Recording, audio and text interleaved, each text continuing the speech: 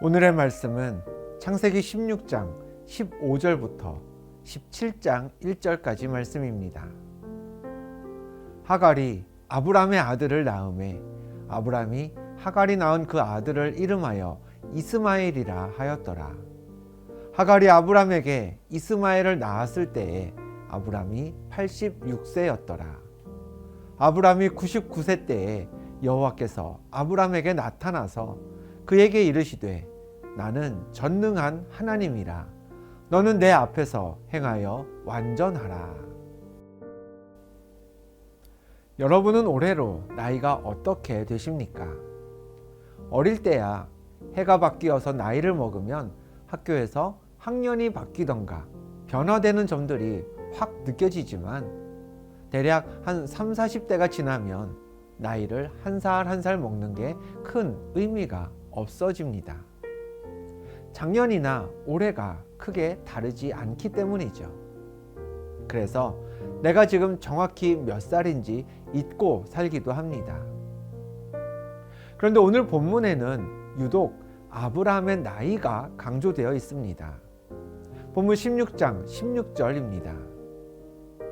하갈이 아브람에게 이스마엘을 낳았을 때에 아브람이 86세였더라.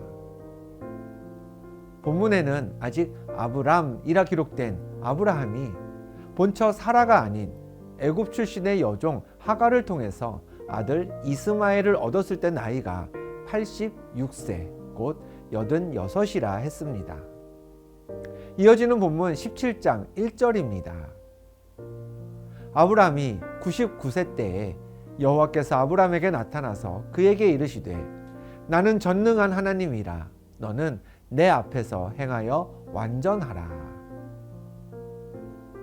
이후에 하나님이 다시 아브라함에게 나타나셨습니다. 그때 아브라함이 99세였다고 성경이 분명하게 기록하고 있습니다. 이왕의 나이가 언급되었으니 아브라함의 나이와 관련된 말씀 한 구절을 더 보겠습니다. 창세기 12장 4절입니다. 이에 아브람이 여호와의 말씀을 따라갔고 롯도 그와 함께 갔으며 아브람이 하란을 떠날 때에 75세였더라. 하란에 거주하던 아브라함에게 하나님이 나타나셔서 고향과 친척과 아버지의 집을 떠나 내게 보여줄 땅 가나안으로 가라고 말씀하셨습니다. 그러면 아브라함이 큰 민족을 이룰 것이라고 약속하셨죠. 아브라함이 그 말씀에 순종해서 길을 떠났던 때의 나이는 75세였습니다. 정리해 봅니다. 75세 때 아브라함은 하나님께 큰 민족이 될 것이라는 약속을 받았습니다.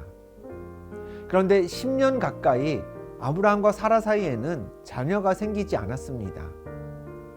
그런 경우 3000년 전 아브라함 시대에는 여종이든 아니면 누구든 첩을 들여서 가문을 이어가는 게 일반적인 해결책이었습니다.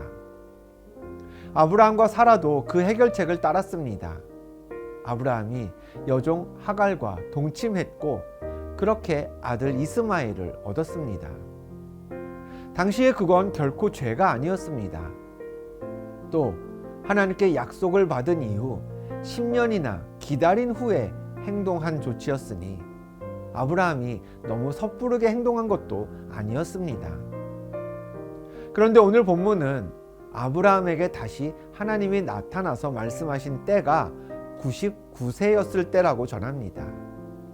즉 아브라함이 이스마엘을 얻었던 86세부터 99세까지 하나님은 아브라함에게 침묵하셨던 겁니다. 이 기간 동안 아브라함은 한 해 한 해 자라는 이스마엘을 보면서 무슨 생각을 했을까요? 하나님이 이렇게라도 내게 아들을 주셨으니 참 감사하다. 이 아들을 통해 이제 하나님이 큰 민족을 이루시겠지? 내게 약속하신 것들이 이스마엘을 통해서 이루어질 테니 나도 이 이스마엘을 믿음 안에서 잘 키워야겠다. 그렇게 생각하면서 99세가 될 때까지 아브라함은 감사의 시간을 살았을 겁니다. 하루하루 기쁘게 살았겠지요. 하나님이 큰 민족을 이루시겠다는 그 약속을 신뢰하면서 소망의 시간을 가졌을 겁니다. 그러나 하나님은 달랐습니다. 하나님은 분명 사라를 통해 아들을 주실 계획을 가지고 계셨는데 그와 달리 첩에게서 이스마엘을 얻고 하나님 주신 약속이 이루어질 것을 믿는 아브라함을 보면서 하나님은 아무 말씀도 하지 않으셨습니다. 아브라함은 86살부터 99살까지 이스마엘을 키우며 기쁨의 시간을 살았겠지만 하나님에게 그 시간은 하나님의 뜻과 상관이 없는 무의미한 시간이었던 것이죠. 예수 믿고 구원받은 하나님의 자녀로 이 땅을 살면서 우리도 하나님의 응답만 기다리며 가만히 있지는 않습니다. 하나님께 지혜를 구하면서 우리 나름 세상에서 마땅히 해야 할 일을 하면서 살아갑니다. 동시에 우리가 가는 길이 하나님 마음에 합한 길이고 또 우리가 하는 일이 하나님 마음에 합한 일이기를 구하죠. 아브라함이 그랬습니다. 하나님이 주신 약속을 신뢰했습니다. 그렇다고 약속만 믿고 가만히 있지 않았습니다. 나름대로 고민을 했고요. 방법을 찾아가면서 이스마엘이라는 아들을 얻었습니다. 문제는 그런 아브라함에게 하나님이 오랜 시간 침묵하셨다는 사실입니다. 해결책을 강구하고 길을 찾는 아브라함이 잘못한 것은 아니지만 하나님이 생각하고 의도한 길이 아니었기 때문에 하나님은 아브라함을 돕지도 않으셨고 아브라함을 응원하지도 않으셨습니다.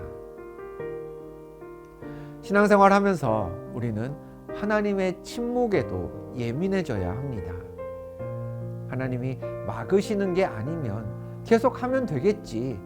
이게 아니라 확신과 응답을 주지 않으신다면 주지 않으시는 그 시간의 의미에 대해서도 생각할 수 있어야 합니다.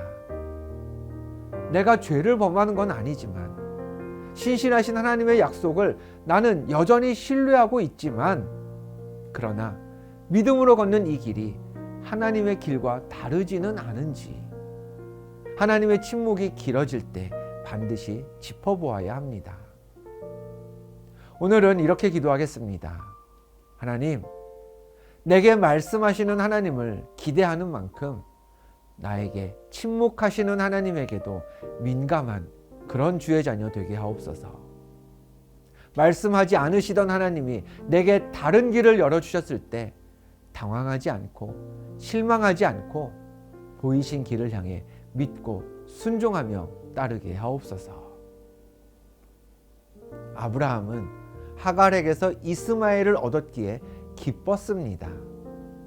그러나 하나님은 사라를 통해 이삭을 예비하고 계셨습니다. 이스마엘을 얻었을 때보다 더 놀라운 응답을 통해 하나님은 하나님의 약속을 이루셨죠. 신실하신 하나님, 약속을 반드시 성취하시는 하나님을 신뢰하면서 그 하나님이 침묵하실 때 침묵의 뜻을 외면하지 않는 하늘 백성 되시기를 축원합니다. 기도하겠습니다.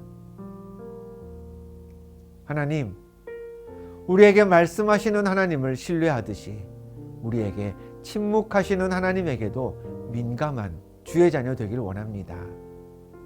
침묵하시는 하나님도 여전히 신실하심을 믿고 침묵을 깨고 말씀하실 때 그 말씀에 순종하게 하옵소서. 예수 그리스도의 이름으로 기도합니다.